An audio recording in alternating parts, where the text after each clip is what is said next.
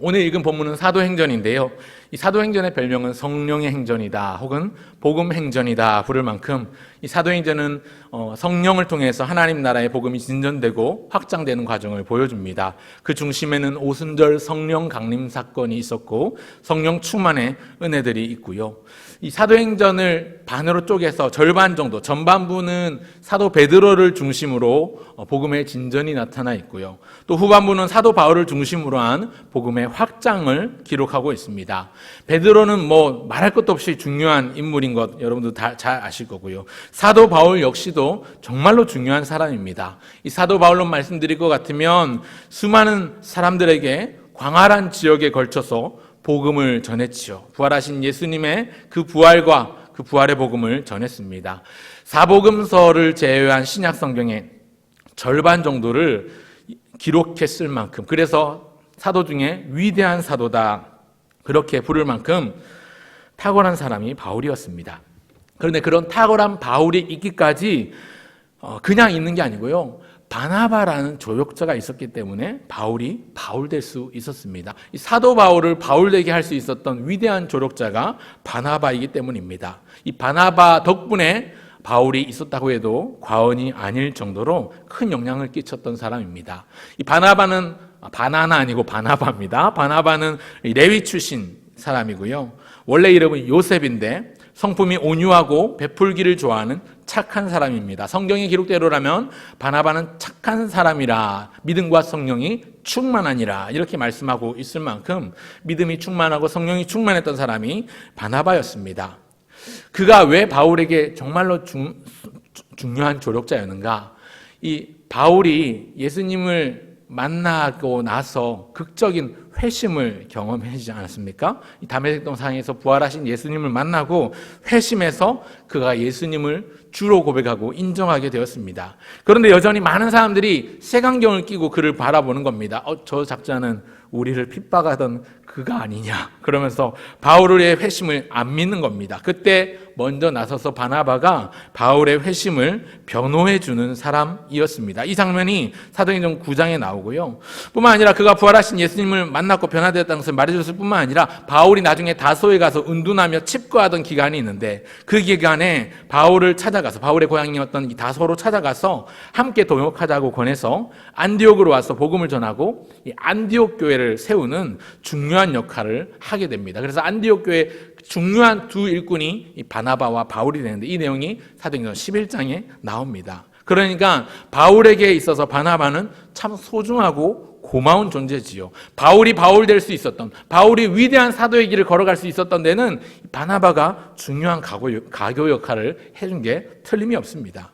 그런데 여러분 오늘 읽은 본문에 보면 그 바울과 바나바가요 심하게 다투고 싸워서 서로 갈라서게 됩니다. 살아가는 동역자와 갈등하게 되는 거지요. 오늘 본문 이전에는요 15장 앞부분에는 바울과 바나바가 이미 1차 선교여행을 함께 마친 상태입니다. 1차 선교여행 중에 불거진 문제들이 몇 가지 있었는데 그중 중요한 내용이 뭐였냐면 이방인들 가운데 믿는 자들이 많아지기 시작하면서 예루살렘에서 온 유대인들이 그 논란에 불을 지핍니다. 예루살렘에서 온 유대인들이 이방인이라도 복음을 들었으면 할례를 받아야 된다. 모세의 율법을 따라야 된다. 이런 주장들을 하는 겁니다. 그러니까 이방인들이 정말로 할례를 받아야 되냐 그렇지 않냐, 할례를 받아야만 구원을 받을 수 있냐 아니냐, 혹은 율법이 유대인에게만 해당되느냐 아니면 이방인들에게도 똑같이 적용할 수 있느냐, 아니라면 이방인의 구원이 도대체 어떻게 이루어지는 것이냐, 이런 질문들에 대한 논란들이 있었고요. 이 논란에 불을 지핀 유대인들, 예루살렘에서 온 유대인들이기 때문에 이 사도들이 다시 예루살렘에 모여서 분명하게 회의를 할 필요가 생긴 겁니다. 그래서 소위 말하는 예루살렘 공의회, 예루살렘에 모여서 회의를 하게 됩니다. 이 부분을 공고히 하고 분명히 정리하게 되는데요. 구원은 율법의 행위로 완성되는 것이 아니라 하나님의 은혜로 말미암는다. 이것을 딱 정리합니다. 사도행전 15장 11절에 보면요, 우리 본문을 같이 한번 읽어보면 좋겠다. 사도행전 15장 11절에 이런 말씀이 있습니다. 같이 읽겠습니다. 시작. 그러나 우리는 그들이 우리와 동일하게 주 예수의 은혜로 구원받는 줄을 믿노라 하니라. 사랑하는 성도 여러분, 구원은요 주 예수님의 은혜로 얻는 줄로 믿습니다. 여러분, 나의 공로나 인간적인 노력이나 혹은 율법을 잘 지켜서 구원받는 게 아니라 우리의 구원은 전적인 은혜, 오직 예수 그리스도의 그 십자가의 은혜로 하나님의 구원이 임하는 줄로 믿으시길 바랍니다. 이것을 분명히 하고 확실히 하면서 바울과 바나바가 그동안 우리가 1차 선교 여행을 다니면서 세웠던 교회들, 우리가 복음을 전도하고 믿었던 성도들을 다시 한번 살피고자, 다시 한번 돌아보고자 하는 필요성이 생겼습니다. 그래서 두 번째로 선교 여행을 준비하게 됩니다. 그것이 오늘 본문 내용 36절인데요. 36절을 제가 읽겠습니다. 며칠 후에 바울이 바나바더러 말하되 우리가 주의 말씀을 전한 각 성으로 다시 가서 형제들이 어떠한가 방문하자 하고, 이제 바울이 바나바에게 우리 다시 한번 그동안 거쳐왔던 교회들 한 번 더 돌아봐야 되겠다. 그래서 같이 가자라고 이야기를 하는데, 문제는 이렇게 다시 여정을 준비하는데 큰 문제가 생겨납니다. 트러블이 생겨요. 갈등이 생겨납니다. 오늘 본문 37절부터 39절까지인데요. 조금 길지만 같이 다시 한번 읽겠습니다. 37절부터 39절까지 같이 읽겠습니다. 시작. 바나바는 마가라 하는 요한도 데리고 가고자 하나 바울은 밤빌리아에서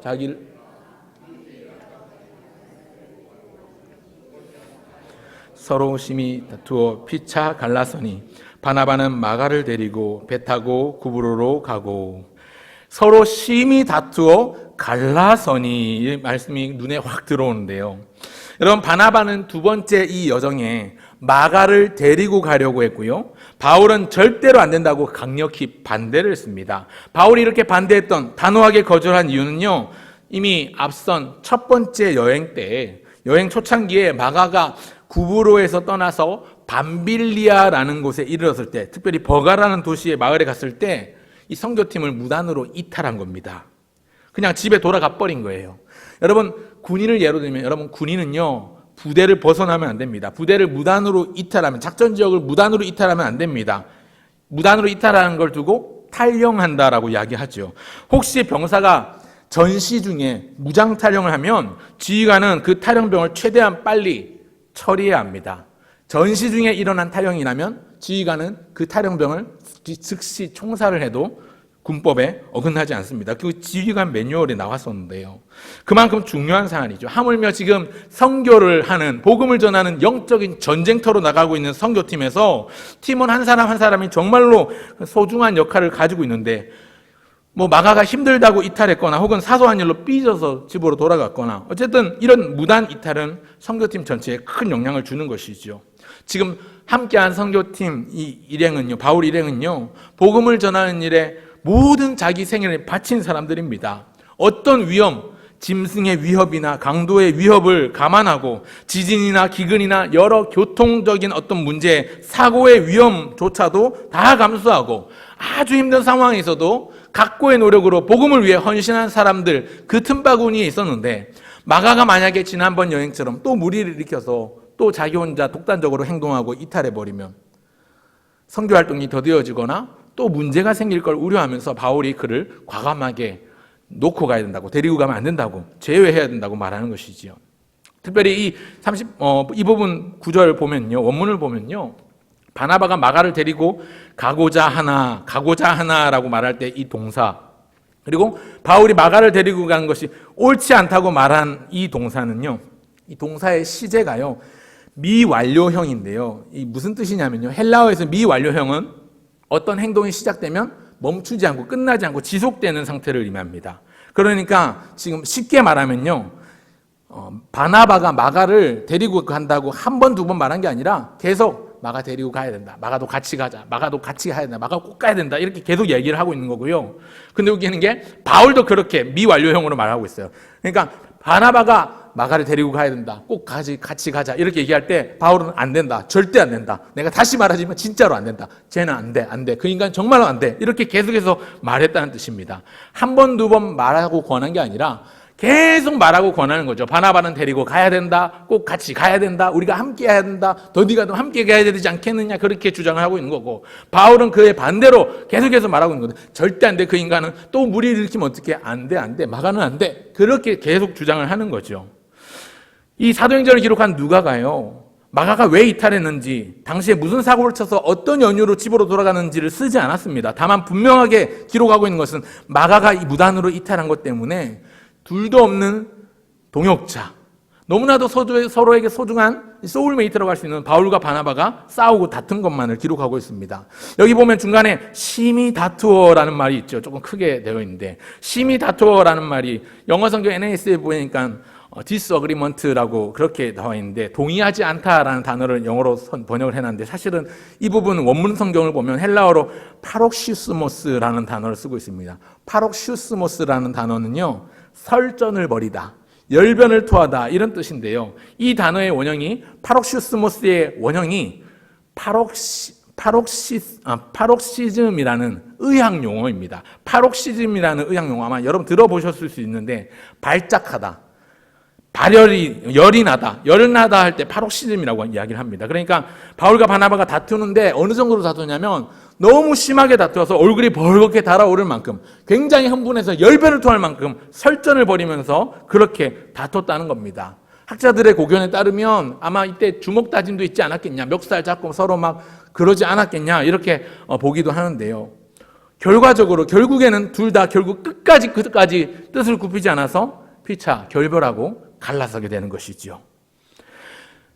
바울과 바나바가 다투고 갈등하면서 갈라선 원인 제공자 그 한가운데에는요, 마가가 있었습니다. 마가의 이름은 요한인데요. 마가라는 요한이다 이렇게 말씀하고 있는데요. 마가는 로마식 이름입니다.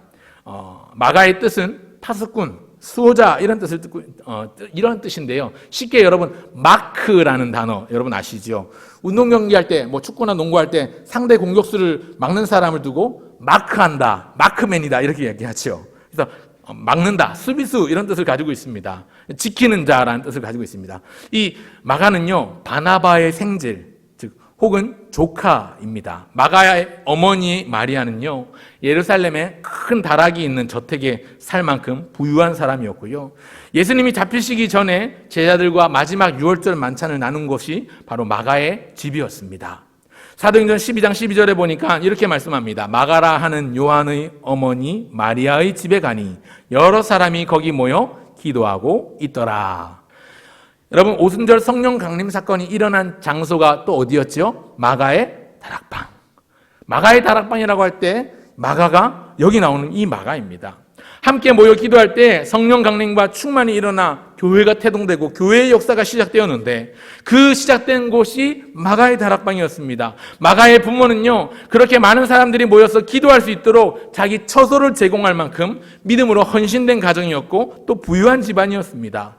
아마 마가의 어머니 마리아는 일찍이 예수님을 알았을 것입니다. 그리고 성경의 다른 여인들, 다른 마리아들처럼 예수님의 사역을 여러 모양으로 도왔을 것입니다. 그리고 그 덕에 마가도 어린 청년 시절에 예수님을 가까이 곁에서 볼 기회가 있었습니다.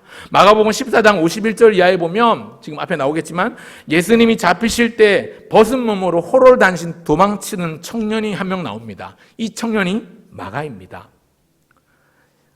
마가라 하는 요한입니다. 그런 마가 때문에, 지금 마가 때문에요, 아름답게 동역해왔던 바울과 바나바가 싸우고 다투어 갈라서게 된 것입니다. 마가를 바라보는 어머니 마리아 입장에서는 너무나도 세상에 둘도 없는 금쪽하던 아들이었겠지만 성경의 관점으로 볼 때 마가는 갈등 유발자, 트러블 메이커, 사고뭉치 문제한 겁니다. 그런데 이 마가가 달라졌습니다. 유약하고 막 철이 없어서 제멋대로 선교팀을 무단 이탈을 하고 막 오늘로 치면 가출하고 막 방황하는 사고뭉치인데 그 때문에 너무나도 귀한 하나님의 일꾼 바나바와 바울이 서로 다투고 싸우고 갈랐을 만큼 트러블을 만들어낸 트러블 메이커, 문제아였는데 그가 바뀌었습니다. 달라졌습니다. 우리 아이가 달라졌어요. 우리 아이 때문에 엄마 아빠는 날마다 싸우고 치고받고 싸우는데 그러던 어느 날 우리 아이가 달라지니까 가족이 평안해졌어요. 그런 거에 비유해 볼 수 있겠습니다. 어떻게 달라졌는가? 골로새서 4장 10절과 11절에 보면요, 이렇게 말씀이 있습니다. 제가 읽겠습니다. 나와 함께 갇힌 아리스다고와 바나바의 생질 마가와 이 마가에 대하여 너희가 명을 받았으며 그가 이르거든 영접하라. 유스도라 하는 예수도 너희에게 무난하느니라. 그들은 할레파이나 이들만은 하나님의 나라를 위하여 함께 역사하는 자들이니 이런 사람들이 나의 위로가 되었느니라. 이렇게 말씀하고 있습니다. 여러분, 마가가 어떻게 회복되고 어떻게 달라졌는지 성경은 구체적으로 말하지 않습니다. 그래서 모릅니다. 그러나 분명한 것은 마가가 확실히 달라졌습니다. 변화되었습니다. 바울이 골로새 교인들에게 편지하면서 마가가 오거든 그를 잘 영접하라고, 다른 사람과 더불어서 마가 역시 본문의 표현대로 하면 하나님의 나라를 위하여 함께 역사하는 자이고, 또한 그가 이들이 나의 위로가 되었다, 이렇게 말하고 있습니다. 뿐만 아니라 성경 구절 한 구절 더 볼 건데요, 디모데후서 4장 10절과 11절을 보면 이렇게 말씀이 나옵니다. 디모데후서는요, 사도 바울이 아들처럼 여기던 디모데에게 그의 인생 말미에 유언처럼 남긴 편지인데, 그 마지막 편지 4장에 보면, 4장 10절에 보면 누구는 어디로 갔고 누구는 갔고 다 떠나갔고 갔고 하는데 11절에 이렇게 말씀합니다. 누가만 나와 함께 있느니라 하면서 디모데에게 네가 올 때에 마가를 데리고 오라. 그가 나의 일에 유익하니라. 이렇게 말씀합니다. 이 달라진 마가는요, 바울에게 유익한 사람, 덕을 끼치는 사람이 되었습니다. 그래서 어느 정도 덕을 끼치고 영향력을 끼치게 됐냐면, 여러분, 우리가 신약 성경에 보고 있는 사복음서 마태, 마가, 누가, 요한 중에서 가장 먼저 일찍 기록된 성경이 마가복음인데, 이 마가복음을 기록한 사람이 여기 나오는 이 마가입니다.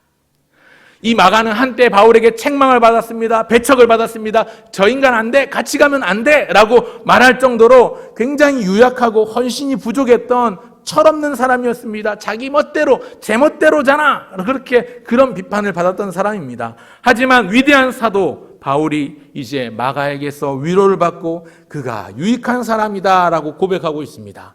사랑하는 성도 여러분, 무엇이 그를 이렇게 달라지게 했을까요?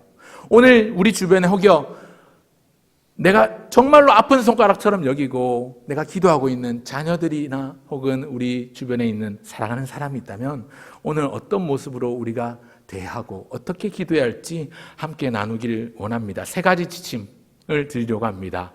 우리 아이가 달라졌어요라는 TV 프로 지금은 이제 종영되고 하지 않는데, 거기 보면 이제 전문가가 나와서 솔루션을 제공한다고 하죠. 대안책. 어떻게 하면 될지 처방전을 이렇게 제공을 하는데요.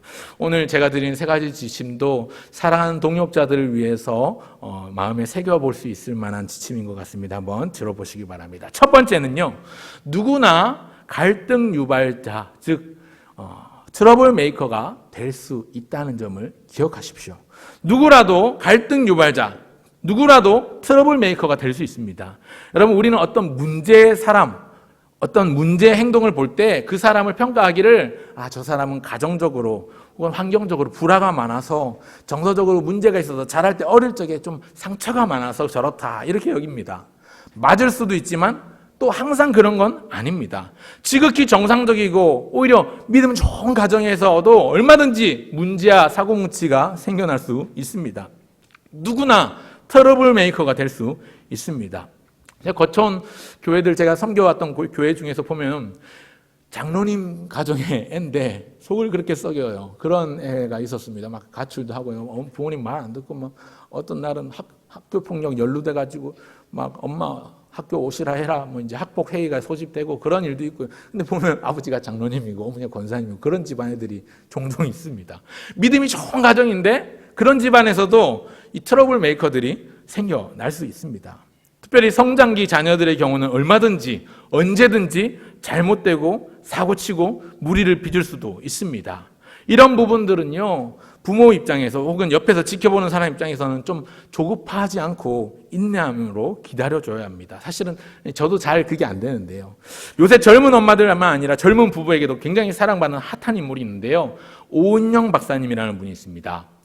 여러 TV 프로에서 소개되는 육아, 심리, 소통 전문가라고 할 수 있는데요. 이분이 정신건강의학과 교수님인데 예수님을 믿는 사람입니다. 유명한 TV 프로 우리 아이가 달라졌어요, 금쪽 상담소, 금쪽 같은 데서 이런 데서 고정 패널로 출연했던 분인데, 이분이 대부분의 문제에 대해서 제공해주는 솔루션에 대한 대부분이요, 인내심을 가지고 기다려주라, 그리고 소통의 문을 열어라, 이런 것들입니다. 문제 대부분은 대화가 없거나 혹여 대화가 있다 해도 공격적으로 말하고 일방적으로 말하는 그런 말이 문제다, 이렇게 이야기합니다. 소통이 안 되고 불통이 되니까 문제다. 그래서 그 가정이 불화가 생기고 아이가 엇나가고 부부가 뒤틀리고 그러는 것이다. 그렇게 원인을 분석을 합니다. 그래서 그 대안책으로 서로 인격적인 소통을 많이 하라고 합니다. 대화할 때 혹은 자녀들을 대할 때 많은 말로 가르치려 들기보다 먼저 상대방의 고민을 들어주고 관심사를 인정해주고 그걸 오히려 지지해줄 건 지지해주는 게 엄청 중요하다고 합니다. 근데 우리들 여러분 곰곰이 여러분들의 대화 모습을 한번 생각해 보십시오. 저도 뭐 말씀을 주면서 굉장히 많은 반성을 했는데요. 어떤 사랑하는 사람과 대화를 할 때 대화를 잘 이어가지 못해요. 그냥 띄엄띄엄 뜬금없이 대화를 많이 합니다. 학교 다녀왔습니다. 그러면 부모님이 그래 밥은 잘 먹었니? 공부 열심히 했니? 그러면 학원 몇 시에 가요? 이렇게 하면서 대화가 이어지지 않고 자기 하고 싶은 말만 하는 거예요. 엄마는 엄마대로 자녀는 자녀대로 자기 하고 싶은 말만 하는 거죠. 이런 걸 두고 소통한다라고 말할 수 없습니다. 이런 건 불통이죠. 그러니까 서로 인격적인 소통을 많이 주고받으라고 대안책을 가르쳐 줍니다. 여러분, 그런 대화가 굉장히 중요한데요. 대화를 하려고 해도 대화의 문이 꽉 닫히는 경우가 있죠. 말할 시간도 없고 말을 하면 들으려고도 하지 않는 상대방, 자녀들이 그럴 때가 있습니다. 그럴 때는 어떻게 해야 될까요? 부모가 먼저 진심으로 사과하고 겸손한 자리로 나가서 숙이면 됩니다. 그런 경우도 있어요. 대화하고 싶어도 만남 자체가 이루어지지 않습니다. 아예 들으려고 하지 않고 집에만 오면 지방문 쾅 닫고 들어가서 안 나옵니다. 그런 분 계십니까? 그럴 때는요, 말 건네기가 힘들면 글을 써보십시오. 직접 손편지에다 진심을 담아서 사과하고 사랑한다고 말하면요, 여러분, 대화의 문은요, 힘이나 강압으로 열리는 문이 아니라 대화의 문은요, 부드러운 사랑의 감정을 담아서 마음을 보일 때 자동으로 열리는 자동문이 됩니다. 이해와 공감이라는 부분으로 다가가야 열리는 자동문이 되는 것이죠. 여러분, 아마 오늘 1층에서 교회 들어오실 때 문이 자동으로 열렸죠. 너무 편하셨죠. 여러분, 우리 마음의 문을 열고 대화의 문을 여는 건요, 힘이나 강압으로 여는 게 아니라 사랑과 이해와 관용의 마음으로 여는 겁니다. 그런가 하면 두 번째 솔루션은요, 문제 행동은 미워하되 사람을 미워하지는 마십시오. 여러분, 사도 바울이 왜 마가를 데리고 가면 안 된다고 했을까요? 마가를 싫어했을까요? 반대로 생각해 보면 바나바는 왜 마가를 두둔했을까요? 바나바는 착한 사람이라 믿음이 성령이 충만해서 그랬을까요? 아니면 마가가 이 바나바의 생질이라서, 마가가 조카라서 삼촌이니까 팔이 안으로 굽으니까 감싸준 걸까요? 아니, 그럴 수도 있겠지만 꼭 그런 건 아닌 것 같습니다. 오늘 보면 38절을 자세히 한번 보시겠습니까? 38절을 보시면요, 다시 잘 보십시오. 밤빌리아에서 자기들을 떠나 함께 일하러 가지 아니한 자, 이 사람은 마가를 두고 하는 말입니다. 근데 여러분, 바울이 뭐라고 말하냐면 마가를 데리고 가면 안 된다라고 말하지 않고, 마가를 데리고 가는 것이 옳지 않다라고 말하지 않고요, 마가의 이름을 부르지 않습니다. 이에 반해서 바나바는 이미 이름을 불렀죠. 마가라 하는 요한도 데리고 가자라고 하면서 정확히 이름을 불렀습니다. 그러면 그에 맞추어서 바울도 마가는 옳지 않다, 마가는 데리고 가는 것이 옳지 않다, 이렇게 하면 이름을 부르면 되는데, 바울은 이름을 부르지 않고 뭐라고 부르냐면 밤빌리아에서 자기들을 떠나 함께 일하러 가지 아니한 자를 데리고 가는 것이 옳지 않다라고 합니다. 이 헬라어의 용법에서 이름을 부르는 것과 이름을 부르지 않는 것에 대한 굉장히 그 의미가 다른데요, 바나바가 지금 마가라 하는 요한도 데리고 가자 했을 때 바울이 반문하면서 마가는 안 된다, 혹은 그는 안 된다, 이런 식으로 말하면 마가라는 사람 자체를 거부한 게 되지만, 사도 바울은 지금 마가의 이름을 부르지 않고 그가 한 행동을 말하고 있지요. 함께 일하러 가지 아니한 자를 데리고 가는 것이 옳지 않다. 그러니까 조금만 더 생각해 보면요, 지금 바울은 마가가 싫은 게 아니죠. 마가가 싫은 게 아니라, 마가라서 문제가 아니라 일전에 다 같이 일해야 할 때 일하지 않은 그 행동이 문제라는 겁니다. 그러니 이 자리에 마가가 아니라 다른 사람이었어도, 만약에 마가가 아니라 누가가 그런 행동을 했다고 한다면 여전히 바울은 누가도 반대했을 것입니다. 사소한 차이 같은데 확실히 구분해야 되죠. 사도 바울이 지금 마가를 싫어하는 게 아니라 마가가 행동한 이 행동, 함께 일하러 가지 아니하고 이탈한 이 행동을 싫어하고 있는 것이지요. 바울은 마가 자체를 싫어하거나 무시한 게 아닙니다. 여러분 생각해 보십시오. 이걸 조금만 적용해 보면요, 아무리 내가 미워하는 사람이라도 잘하는 건 잘한다고 칭찬해주고 인정해주고 그렇게 세워줘야 합니다. 내가 아무리 좋아하는 사람이라고 해도 잘 못하는 게 있으면 그걸 제대로 할 수 있도록 도와줘야 합니다. 뭔가 큰 잘못을 했으면 그것에 대해서 분명히 책망하고 비판할 수 있어야 합니다. 내가 좋아하는 사람이라고 잘못해도 무조건 괜찮다고 싸고 돌아도 안 되고요. 내 마음에 안 든다고 무조건 배척해도 안 되는 거지요. 죄는 미워해도 사람은 미워하지 말라고 하잖아요. 지금 사도 바울은 마가를 싫어해서 놓고 가자고 한 게 아니라 마가가 보였던 행동 때문에 그 행동을 주의해서 경계하고 있는 것입니다. 꼭 이 점을 유념해 보시기 바랍니다. 마지막 세 번째는요, 채찍과 당근을 적절하게 잘 사용해야 합니다. 여러분, 마가를 바라보는 바울과 바나바 이 두 사람의 시각이 다릅니다. 둘의 입장 차이가 있어요. 이 입장 차이는 어디서 왔을까요? 바울과 바나바를 조금 비교해 볼 필요가 있는데요. 이 바울은요, 다메섹 도상에서 극적으로 회심을 경험했습니다. 회심을 경험하기 전까지는 예수 믿는 사람을 핍박하고 옥에 쳐넣었던 일을 행하던 굉장히 단호했던 사람이었습니다. 그런데 그가 다메섹 도상에서 부활하신 예수님을 만나고 새로운 삶을 살게 되었습니다. 요즘으로 치면 나이 들어서 늦게 예수님을 믿고 그 믿음에 불이 붙은 사람에 비유할 수 있겠죠. 그러니까 추구하는 게 뭔가 완벽하고 화끈한 걸 추구하는 겁니다. 선교팀을 꾸려갈 때도 온전히 헌신된 사람이 딱 준비된 상태여야 한다는 어떤 진지한 비장함이 있는 겁니다. 그런데 마가는요, 마가를 생각해 보면 방금 말했던 것처럼 마가의 다락방의 주인이 마가의 어머니입니다. 그러니까 바나바의 여자 형제인 거죠. 요즘으로 치면 마가는 모태신앙입니다. 믿음의 가정에서 자란 마가를 대하는 그의 사촌 바나바는요, 바나바의 이름 뜻이 위로의 사람이거든요. 위로의 사람, 위로의 아들. 그러니까 그 이름 뜻대로 위로의 사람이니까 이 마가에게 다시 기회를 주고자 한 거지요. 선교팀을 꾸릴 때도 마가가 아직 부족하지만 그래도 차차 배우면서 이 선교 여정 가운데 더욱더 성장하고 성숙하길 바라는 거지요. 이 바울과 바나바가 마가를 바라보는 관점과 입장 차이가 분명히 차이가 있는 겁니다. 교회로 조금 비유를 해볼까요? 교회도 똑같습니다, 여러분. 교회학교 교사 이런 거 탁 세울 때 여러분 어떤 사람은 탁 단호합니다. 교사대학 수료하고 철저하게 교육을 받아서 교사의 자질을 다 갖추고 성경도 한번 정독해본 이런 사람이 교사로 세워져서 섬겨야 된다라고 주장하는 입장도 있고요. 또 그의 반대 입장이 있지 않습니까? 조금 부족해도 일단 교회로 세워서 교회에서 교사로 세워서 섬기면서 교사로 봉사하면서 배우면 된다라는 입장이 있죠. 이 중간 정도의 균형을 잘 맞추는 게 정말로 필요합니다. 그래서 참 지혜가 필요한 것 같습니다. 사랑하는 성도 여러분, 바울이 옳습니까? 바나바가 옳습니까? 사실은 둘 다 옳습니다.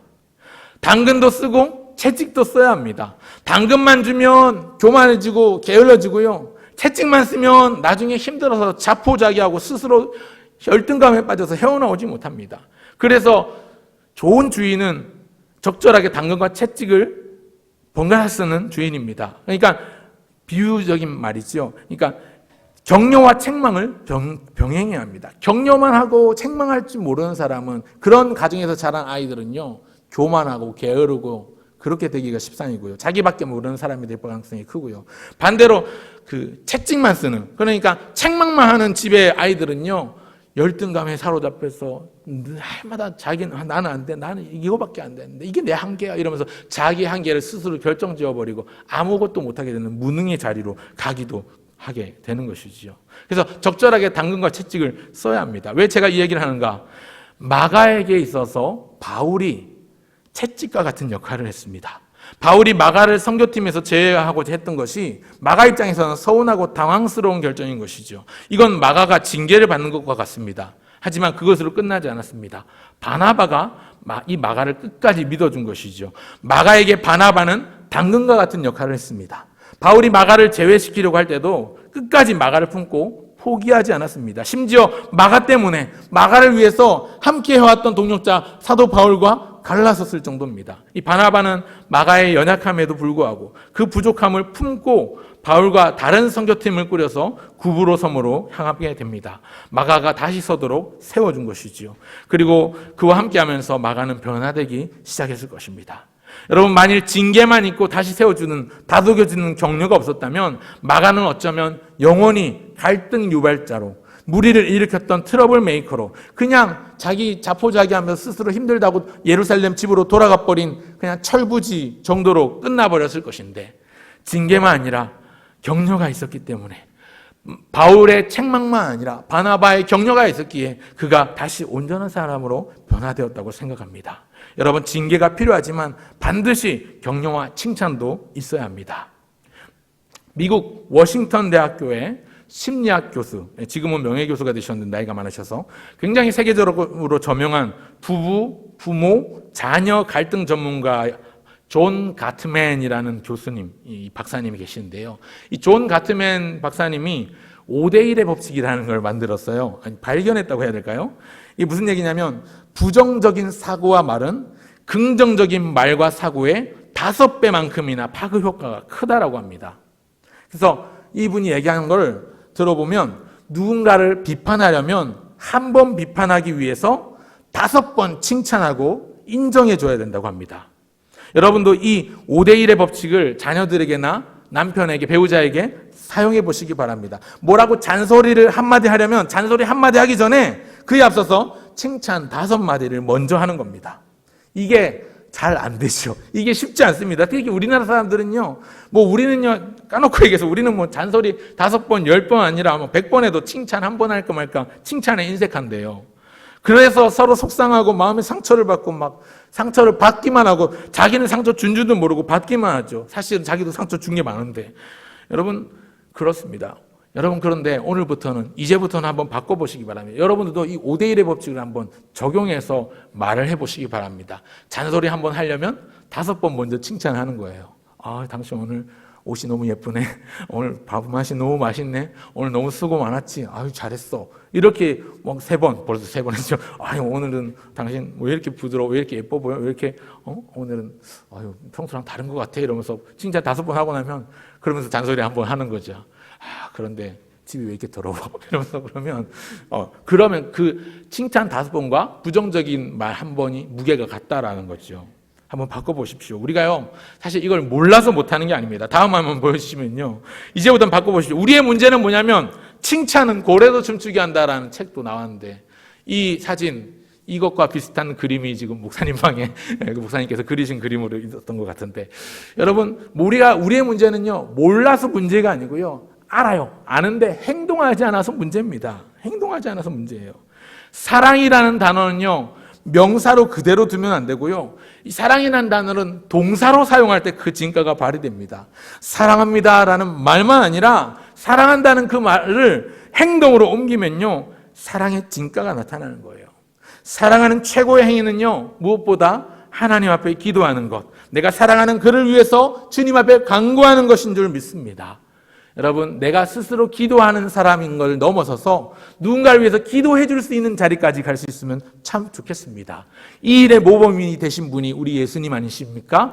우리를 너무너무 사랑하셔서 우리를 위하여 기도하셨고, 기도하셨을 뿐만 아니라, 말로 기도하셨을 뿐만 아니라 자기의 삶으로 보여주셨습니다. 자기의 살을 찢으시고 물과 피를 쏟으시고 십자가에 달리셔서 우리를 위하여 돌아가셨습니다. 그리고 약속대로 살아나셨고 다시 우리에게 새로운 약속, 우리에게 소망을 품게끔 하셨습니다. 사랑을 실천하신 거지요. 우리의 모범 되신 예수님께서 본을 보여주셨습니다. 오늘 사랑하는 자녀를 위해서, 사랑하는 아내를 위해서, 남편을 위해서 먼저 기도하고 간구할 수 있길 바랍니다. 혹여 우리 자녀가, 혹여 나의 배우자가 트러블 메이커입니까? 갈등을 만들어내고 있습니까? 맨날 이 사람 때문에 싸우게 됩니까? 맨날 이 아이 때문에 싸우게 됩니까?